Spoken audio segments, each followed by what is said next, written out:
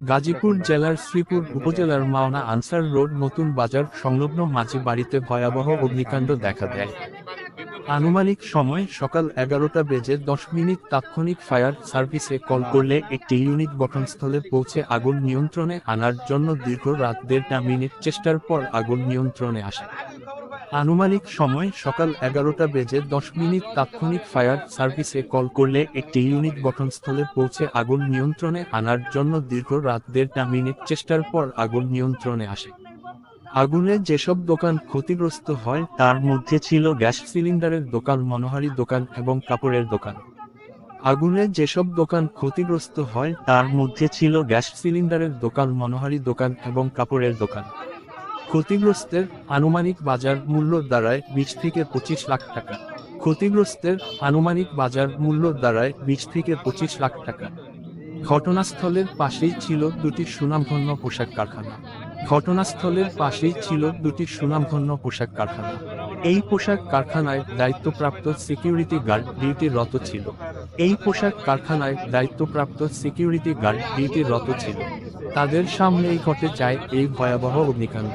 তাদের সামনেই ঘটে যায় এই ভয়াবহ অগ্নিকাণ্ড। এই দুটি পোশাক কারখানার মধ্যে একটি ছিল অগ্নিকাণ্ডের নিকটস্থ টি ডিজাইন সোয়েটার পোশাক কারখানা। এই দুটি পোশাক কারখানার মধ্যে একটি ছিল অগ্নিকাণ্ডের নিকটস্থ টি ডিজাইন সোয়েটার পোশাক কারখানা। তারা সহযোগিতার হাত বাড়ালে এর সমস্ত ব্যবসায়িক প্রতিষ্ঠানের ক্ষয়ক্ষতির সংখ্যা অনেকটাই কমে যেত।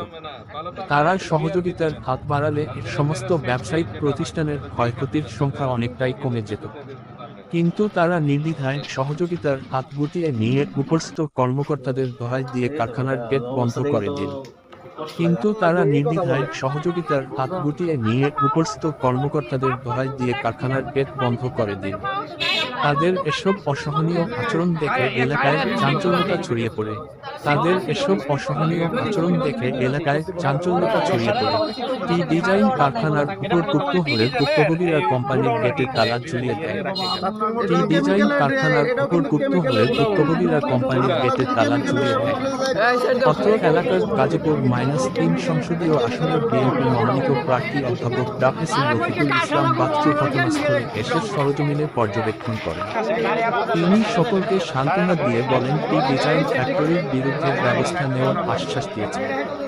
অত্র এলাকার গাজীপুর -3 সংসদীয় আসনের বিএনপি মনোনীত প্রার্থী অধ্যাপক ডাফেসির রফিকুল ইসলাম বাচ্চু ঘটনাস্থলে এসে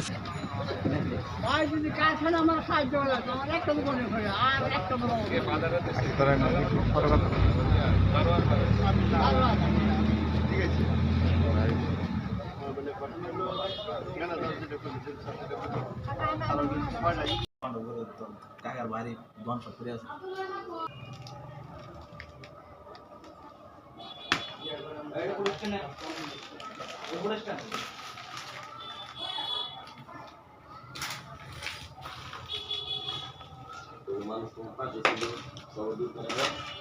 এটা মনে হয় ছিল না।